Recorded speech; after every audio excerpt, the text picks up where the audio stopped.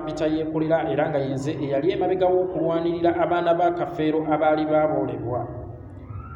Bannange nsooka okwetondera eggwanga, ekigendererwa kyaffe tekyali kya kuziikula Kafeero, naye kyali kya kuteekawo puleesha bannaffe bakkirize nti bano baganda baabwe, kubanga taata waabwe yafa tabeegaanye, ate nga ne taata waabwe yalinga atambula eyo kugenda mu bakyala be gye yabazaala, bano teyamalanga kubeebuuzaako era teyagendanga nabo. Wabula waliwo omuntu gwe nazuula oluvannyuma nti ye yali emabega w'eno ensonga. Navumwa, nalangirwa, ne banvuma abantu, ne nfiirwa fan base, follow-up ne yeesala. Naye ng'ekyamazima waliwo omuntu eyali emabega w'ensonga eno gwe nziza okubabuulira olwaleero nga si mulala nga ye Balamu Balugahala. Nze nali nasalawo nsirike era oluvannyuma lw'okukizuula nti Balamu yatabangula abaana bano ne mbagamba saagala kuddamu kulaba mwana n'omu mu mawulire, era y'ensonga lwaki mubadde temukyalaba baana bano mu mawulire. Era bwe waafuniseewo chansi ne ndaba nga buli muntu omuli bakusaasira baani nga bavuddeyo balaga obubi bw'omukulu Balamu, nange ne ŋŋamba guno gwe mukisa gwe nsigazza okulaga ensi ekituufu kye kyali ki. Ngenda kubyogera byonna.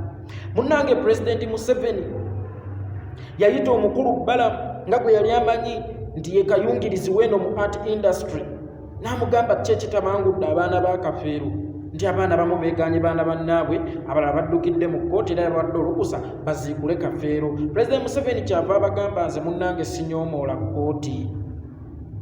Kkooti bw'eba yasazzeewo kirina kuba kityo okuggyako nga waliwo okuteesaganya. Pulezidenti Museveni kyava agamba Balamu, genda oteese n'abaana abo olabo bawaliwo engeri endala. Balamu kyava agamba Pulezidenti Museveni nti mukama wange engeri endala weeri. Pulezidenti Museveni n'amubuuza ngeri ki? Balamu kyava agamba Pulezidenti Museveni nti dokita wa Kafeero ayina omusaayi gwe yagukuuma mu laboratoire gye guli. Pulezidenti Museveni kyava amugamba otyo, ekyo kirungi, naye ng'ekyamazima Balamu teyalina dokita alina musaayi gwa Kafeero, era Paulo Kafeero teyaleka musaayi gwonna ku nsi. Kubanga Balamu bw'amala okukizuula nti pulezidenti ayingidde mu nsonga eno, kuba pulezidenti yakyogerako ati n'agamba nti mwetegefu okuddamu okugulira abaana ebintu bya Kafeero ebyatundibwa abinunule. Balamu nga bwe mumumanyi akolera mu kufiirwa, akolera ku nnyimbe, mu masanyu ne mu nnaku ye akolerawo, kyava ayingira mu nsonga eyo n'omutima gumu.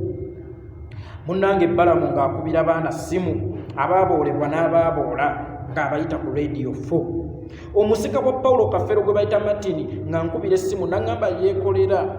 Omukulu Balamu atuyise ku rediyo ye ewali ofiisi ze Ntindo okuliraana ekitebe kya UNEP, naye mbadde nkusaba ojje tugende ffenna. Ne mugamba Martin, nina interview gye nina okukwasaganya olunaku olwaleero ne bana abaana ba ETV, ate nga bambi disappointing. Ye mmwe mukole eki?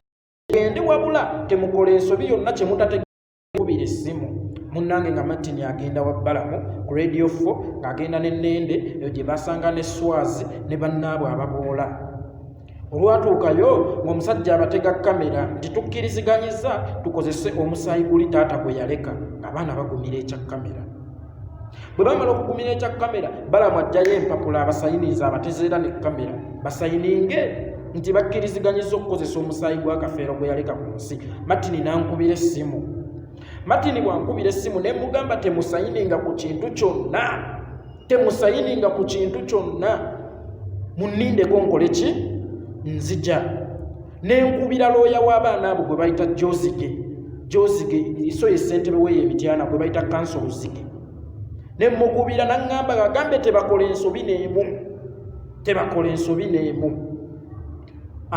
Balamu bwe yamanya nti looya ajja, tugenda ku ofiisi ye tusooke tutunule mu byagenda osayiningisa abaana, kyava bagamba kale mubireke, nina ne meeting mujja kudda olulala nga mwetegese. Ne ŋŋamba ono omusajja ekitegeeza bulijjo yali emabega w'okutabangula abaana ba Kafeero, nga bwadde eno agamba bano abaana nti temukkiriza baziikule, nga bwadde eri abagamba nga baziikula batya omusajja yali omuyimbi w'eggwanga, oyo ye Balamu Balugahala. Bantu bangi twavumwa olwa Balamu nga tulwanirira baana naye nga tetumanyi nti omuntu akiri emabega ye omusajja oyo Balamu. Oli mubi nnyo Balamu. Balamu oli mubi. oli mubi musajja gwe osobola n'okuwa omuntu obutwa. Balamu Kafeero yali mukwano gwo. Balamu wali mukwano gwa Pawulo Kafeero. Tewaali badde ye kutabangula baana be ng'ate ye gwe abadde ayinanga okubatabaganya. Balamu oli mubi nnyo. Oli musajja mubi nnyo.